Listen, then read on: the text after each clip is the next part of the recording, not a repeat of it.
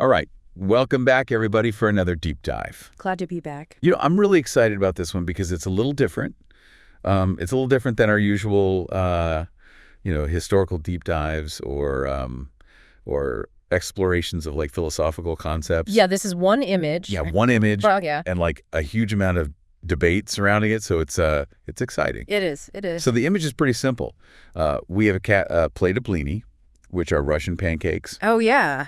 And some sour cream. Yeah. And it's like just this very simple domestic scene, but the cat's expression is really what's got everybody talking. Yeah, what is going on with that cat? Right. Like, is it judging us? Is it happy? Is it sad? Is it, wanting to eat the blini? Is it plotting something? Is it plotting something? Right. We don't really know. We need to get to the bottom of this. We need to get to the bottom of this. Yeah. So the debate really centers around two main interpretations.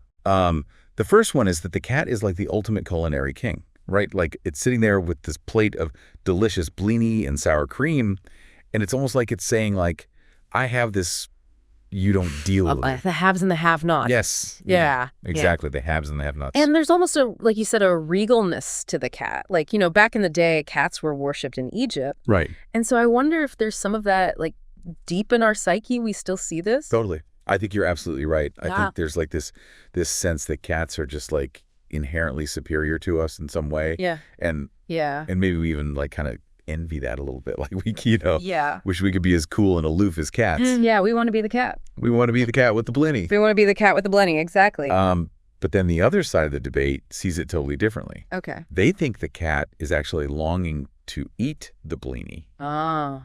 But can't. Right? Like it's looking at it longingly like, oh, I wish I could have a bite. Yeah. Yeah, like it's being kept just out of reach. Exactly. And I think this resonates with people too, because we've all been there, right? We've all like wanted something totally that we couldn't have, or been, denied something to listen. When you were a kid and you wanted a cookie. Exactly. Or like when you're on a diet and you see a piece of cake. Yeah.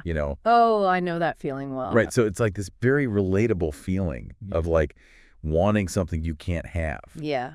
And the funny thing is the image itself doesn't give us like a definitive answer. Right. The cat's expression is like perfectly ambiguous. Ambiguous is a good word for it. Yeah. Yeah. And the source that we're looking at today actually points out that the image itself, like the setting, is really powerful too. They describe it as a scene of like home and comfort. Right. And you look at the image and that's exactly what it evokes, Yeah, it's like golden blini, the sour cream. Like it's all very like warm and inviting. Yeah, it makes you hungry. It does make you hungry. And you want to be there. You want to be there with the cat and the blini.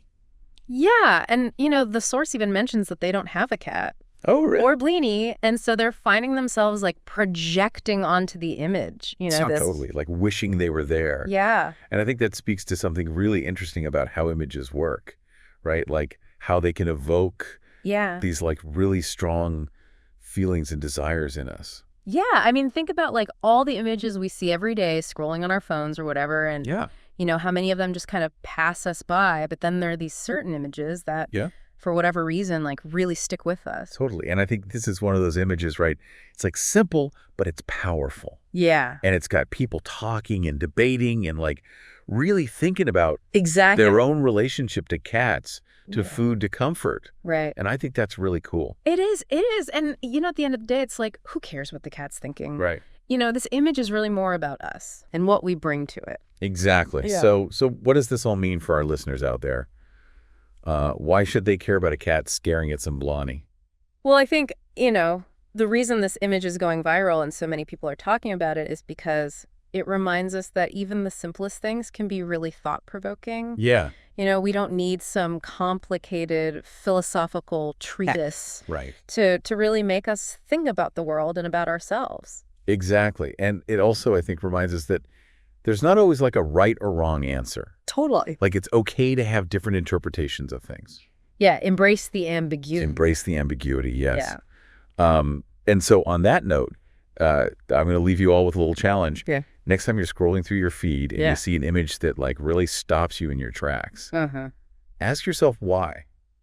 Like, what is it about that image that caught your attention? What feelings does it evoke in you? It's like a little self-awareness exercise. Exactly. And who knows, you might discover something surprising about yourself in the process. You might. So until next time, happy diving, everybody.